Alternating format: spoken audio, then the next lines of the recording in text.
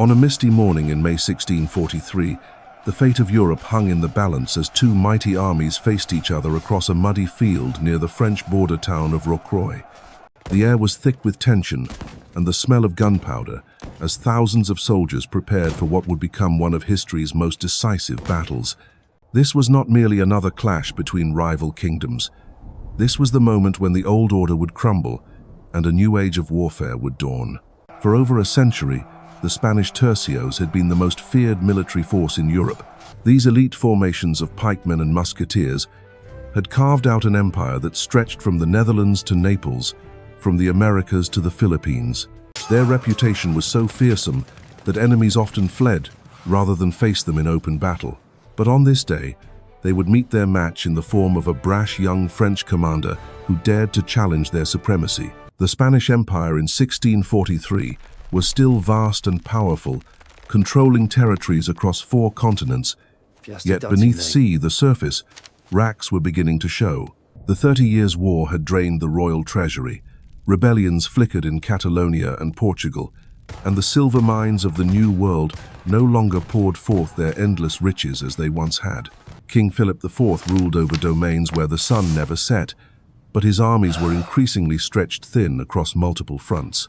Meanwhile, France under Cardinal Richelieu had been methodically building its strength, modernizing its military, and challenging Spanish hegemony at every turn. The Cardinal understood that Spain's weakness lay not in any single defeat, but in its inability to sustain conflicts on so many fronts simultaneously. When Louis XIII died just 5 days before Rocroi, leaving behind a 4-year-old heir, it seemed as though France might finally show vulnerability. The Spanish saw their opportunity and seized it with both hands. General Francisco de Mello commanded the Army of Flanders, one of Spain's most experienced and battle-hardened forces.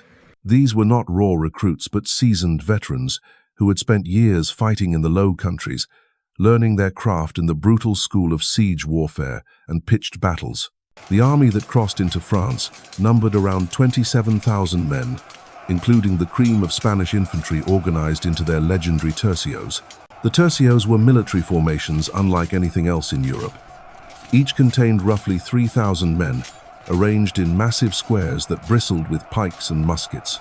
At their core stood ranks of pikemen wielding 18-foot spears, their steel points gleaming in the sunlight. Around them were positioned arquebusiers and musketeers, ready to pour devastating volleys into any enemy foolish enough to approach. These formations had proven their worth on battlefields from Pavia to the siege of Ostend, crushing French armies and humbling the greatest military powers of the age. What made the tercios so formidable was not merely their weapons or numbers, but their discipline and experience. Many of these soldiers had served for decades, passing down the hard-won knowledge of countless campaigns to younger comrades. They knew how to maintain formation under the most intense pressure, how to coordinate their different weapon types for maximum effect, and how to exploit the weaknesses of enemy formations. For over 100 years, no army had been able to break them in open battle. The Spanish plan was ambitious yet straightforward. They would strike deep into French territory while the kingdom was in chaos, following the death of its king. By capturing key fortresses and threatening Paris to force itself, they hoped the French to negotiate from a position of weakness. The siege of Rocroi was meant to be the opening move in this grand strategy, drawing French forces into a battle where Spanish experience and numbers superior would tell. Standing in their way was Louis de Bourbon, Duke of Enghien, a young man who had just celebrated his 21st birthday. Where the Spanish commanders were grizzled veterans with decades of experience, Enghien was untested in major command. His appointment to lead the relief force raised eyebrows among the French nobility, many of whom questioned whether such a crucial mission should be entrusted to someone so young and inexperienced. Yet Enghien possessed qualities that his critics failed to recognize. He had spent years studying the military arts, poring over accounts of ancient and modern battles, learning from the mistakes and successes of history's greatest commanders.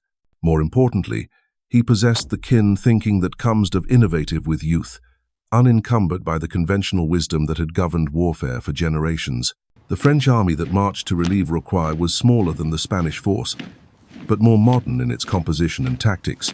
Where the Spanish still relied heavily on their traditional tercios, The French had begun experimenting with new formations that emphasized flexibility and mobility.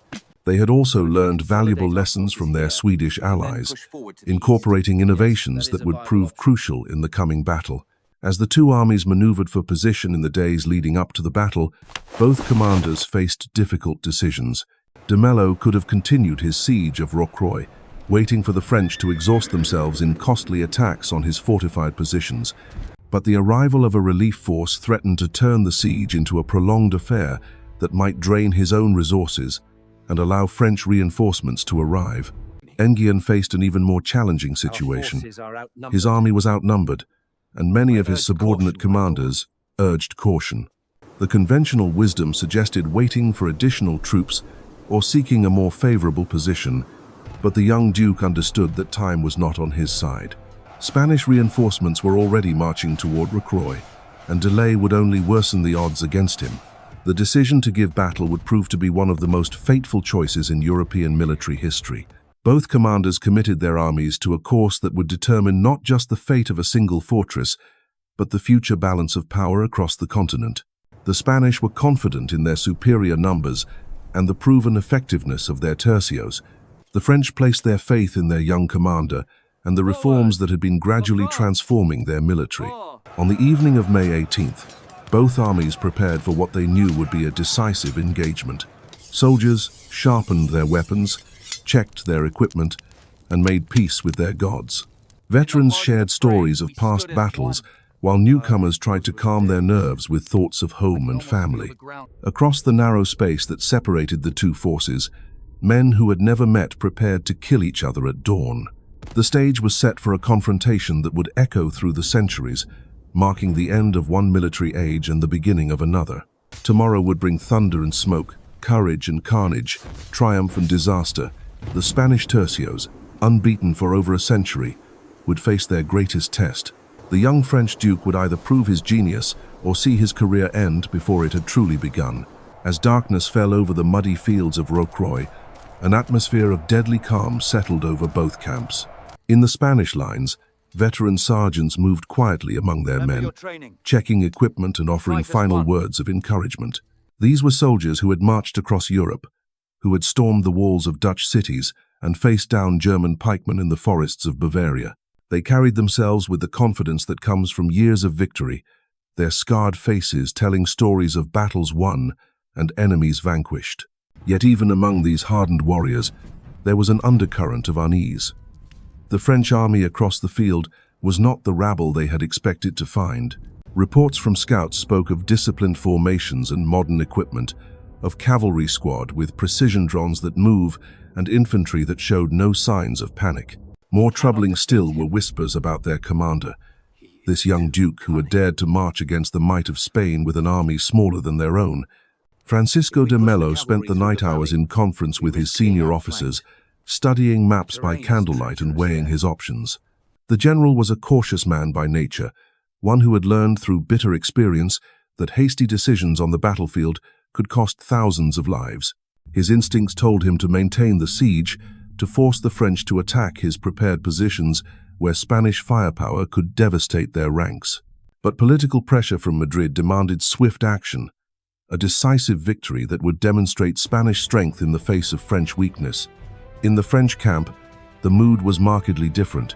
Where the Spanish radiated confidence born of long experience, the French buzzed anticipate with nervous energy a nation. Many of these soldiers were fighting in their first major battle, their formations filled with young men eager to prove themselves worthy of their kingdom's trust.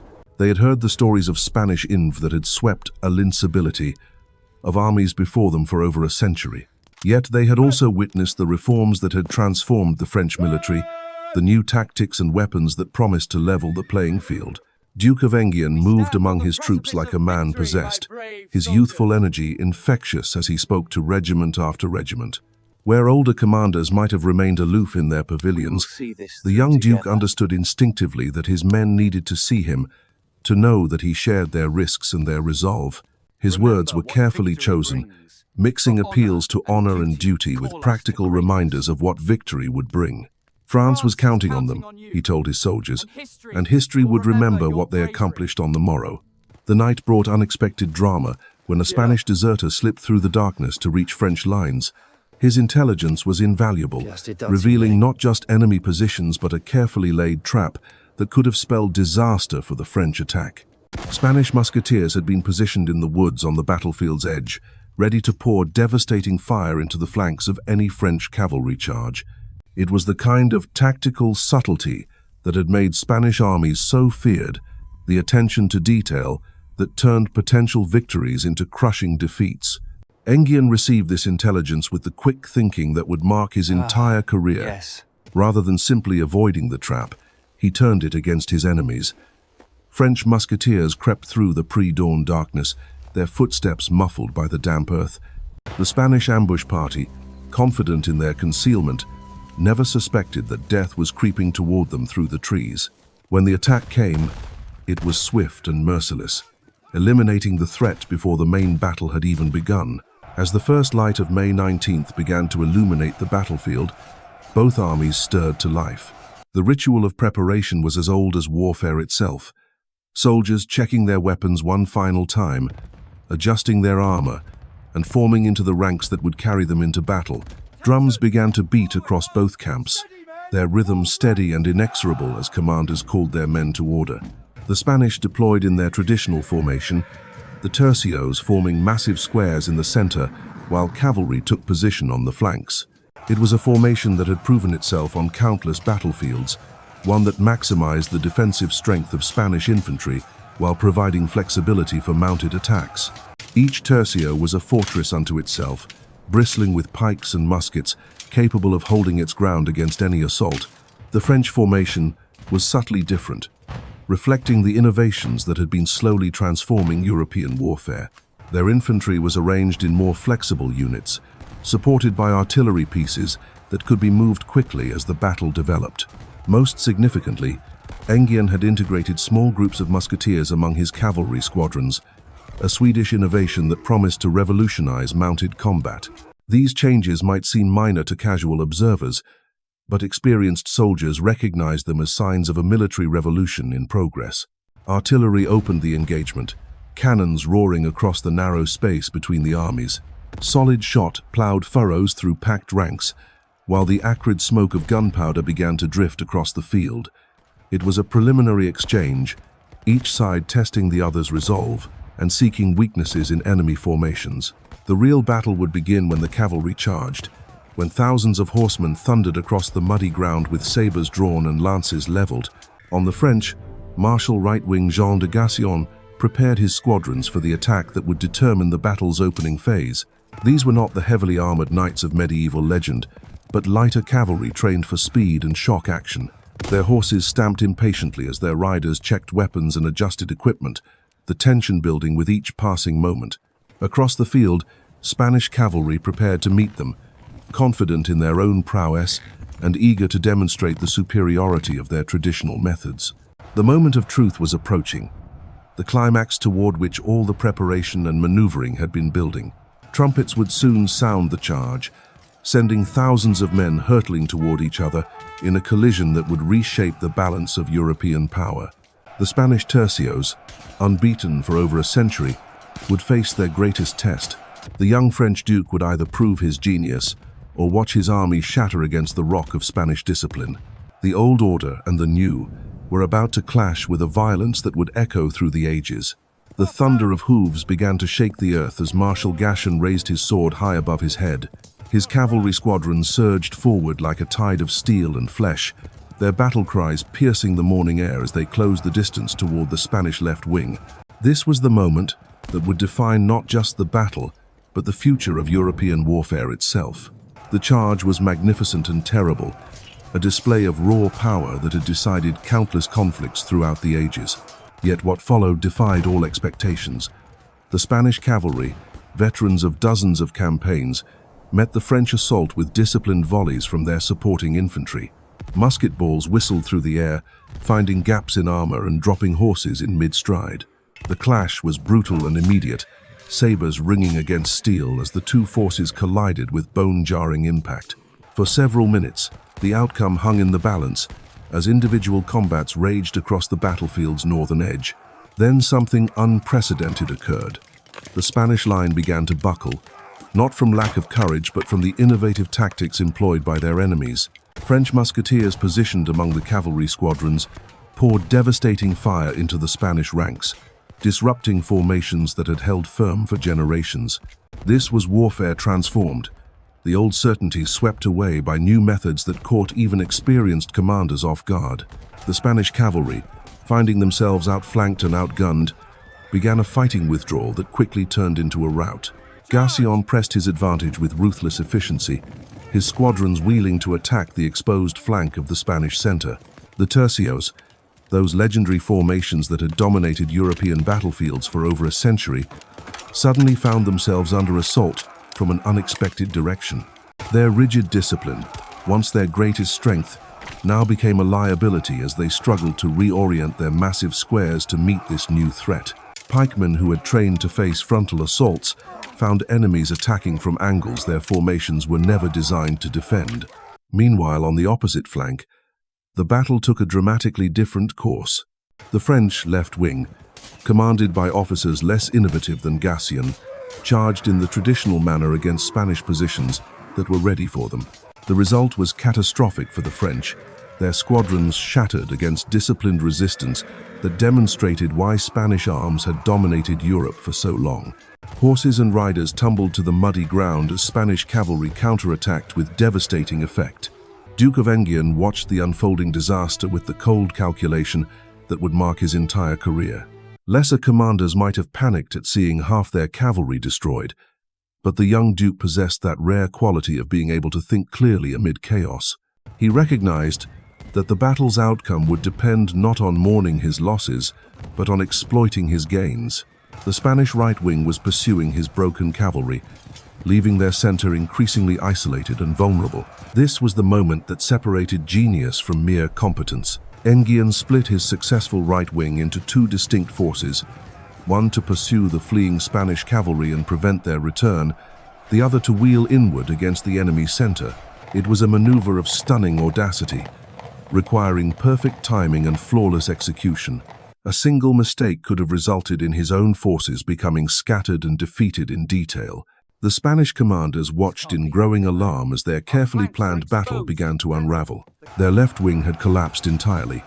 Their right wing was pursuing French cavalry but leaving the center exposed. And now enemy horsemen were threatening the flanks of their precious tercios. Francisco de Mello desperately tried to restore order to his formations, but the rapid pace of events made coordinated response increasingly impossible. The tercios themselves remained formidable, even in their desperate situation. These were not conscripts who would break at the first sign of trouble, but professional soldiers who had spent their lives mastering their deadly craft. As French cavalry thundered toward them, the Spanish infantry closed ranks and leveled their pikes, creating hedges of steel that no horse could hope to penetrate. Their musketeers maintained disciplined volleys, each shot carefully aimed to bring down enemy riders before they could close to effective range. Yet even the most disciplined infantry has limits, and the Spanish squares were being pressed beyond endurance. Attacked from multiple directions simultaneously, their formations began to lose coherence as individual companies found themselves isolated from their supports. The arrival of French infantry, advancing in flexible formations that could exploit gaps in the Spanish line, made their situation increasingly hopeless. What followed was not the clean, decisive victory that military histories often describe, but a grinding, bloody affair that lasted for hours. Spanish soldiers fought with the desperation of men who knew their empire's reputation hung in the balance. They gave ground slowly, extracting a terrible price for every yard, their resistance fierce enough that French commanders began to wonder if victory was possible after all. The turning point came when Enghien personally led a cavalry charge against a Spanish tercio that had been isolated from its supports. The young Duke rode at the head of his men, his sword gleaming as he cut through enemy ranks with the skill of a born warrior. His presence inspired the French troops to extraordinary efforts, their attacks becoming more coordinated and devastating with each passing hour. One by one, the Spanish squares began to collapse, not through cowardice or lack of skill, but through the inexorable mathematics of warfare. Surrounded, outnumbered, and cut off from reinforcement, even the finest soldiers must eventually yield. Some tercios maintained their formation until the very end, their survivors surrendering only when further resistance would have meant meaningless slaughter. The psychological impact of what was happening reverberated far beyond the immediate battlefield.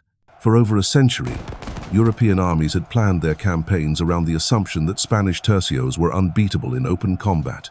Now that fundamental truth was being shattered before the eyes of thousands and commoners alike, who of witnesses, nobles would carry to every word of this transformation court in their colomas. Spanish had spent their commanders who careers, believing own in Europe. Invincibility suddenly found themselves questioning thwarted formations that had served they knew about warfare. The rigid them so well were everything they proving to enemies vulnerable to fight according to established rules. Innovation who refuse was triumphing over tradition, youth over experience, adaptability over rigid doctrine. As the morning wore on, the scale of the Spanish defeat became undeniable. Their army, which had crossed into France with such confidence just days before, was disintegrating under the relentless pressure of French attacks. Individual units still fought with characteristic bravery, but the larger structure of command and control had broken down completely. What had begun as an orderly battle was devolving into a series of desperate last stands. The collapse accelerated as news of the disaster spread through Spanish ranks. Soldiers who had never known defeat suddenly found themselves part of an army in full retreat. Panic spread like wildfire through formations that had maintained their discipline through countless previous battles. The psychological shock was as devastating as any physical wound, shattering the confidence that had made Spanish arms so feared across Europe. Francisco de Mello watched his carefully planned campaign dissolve into chaos, his experienced army reduced to scattered fragments, fleeing toward the safety of the Spanish Netherlands. The general himself barely escaped capture, abandoning his command post as French cavalry swept across positions that had seemed secure just hours before. His reputation, built over decades of successful campaigns, was destroyed in a single morning of catastrophic defeat. The battle that was supposed to demonstrate Spanish strength in the face of French weakness had achieved precisely the opposite result. Instead of forcing the Regency government in Paris to negotiate from a position of weakness, the Spanish had handed their enemies a propaganda victory of incalculable value. Word of the triumph would spread throughout Europe, encouraging Spain's enemies while demoralizing her allies. Yet the full implications of Rocroi extended far beyond immediate political consequences. This was the battle that marked the end of one military era and the beginning of another. The tactics and formations that had dominated European warfare for generations were suddenly obsolete, swept away by innovations that would reshape how armies fought for centuries to come. The age of Spanish military supremacy was drawing to a close, replaced by a new era in which France would emerge as the continent's dominant power. The aftermath of Rocroi sent shockwaves rippling across the courts and battlefields of Europe, like stones cast into still water. In Madrid, the news arrived like a thunderbolt from a clear sky, shattering the confidence that had sustained Spanish policy for generations. King Philip IV received the dispatches in stunned silence, his courtiers watching as the color drained from his face. The Army of Flanders, that magnificent instrument of imperial power, had been broken by a French boy barely old enough to command a company, let alone an entire army. Cardinals and ambassadors who had spent decades crafting alliances based on Spanish strength suddenly found themselves scrambling to reassess their positions. The delicate balance of European politics, maintained through a century of Spanish victories, was shifting with dangerous speed. In Vienna, the Habsburg Emperor Ferdinand watched nervously as his Spanish cousins stumbled, knowing that French success would inevitably threaten his own domains. The network of treaties and obligations that held the Holy Roman Empire together seemed suddenly fragile in the face of this new French confidence. Yet it was in Paris where the true magnitude of the victory became clear. The Regency government of Anne of Austria, which had seemed so vulnerable just days before, now basked in the glow of unexpected triumph. Cardinal Mazarin, Richelieu's successor, understood immediately that Rocroi had bought him precious time to consolidate power and continue the policies that would make France supreme. The young Duke of Enghien returned to court as a conquering hero, his youth transformed from a liability into a symbol of France's rising power. The muddy fields of Rocroi had witnessed more than just another battle. They had seen the death of an age and the birth of another. The Spanish Tercios, those legendary squares that had marched triumphant across Europe for over a century, lay broken and scattered like the dreams of empire they had once embodied. In their place rose a new vision of warfare, one that prized innovation over tradition, adaptability over rigid doctrine, and youth over the wisdom of years. The young Duke of Enghien had proven that genius knows no age, that courage paired with intellect could topple even the mightiest fortress of military convention. His victory echoed far beyond the immediate tactical triumph, resonating through every court in Europe and every barrack where soldiers gathered to share tales of war. The impossible had become reality, and with it, the entire balance of continental power had shifted irrevocably toward France.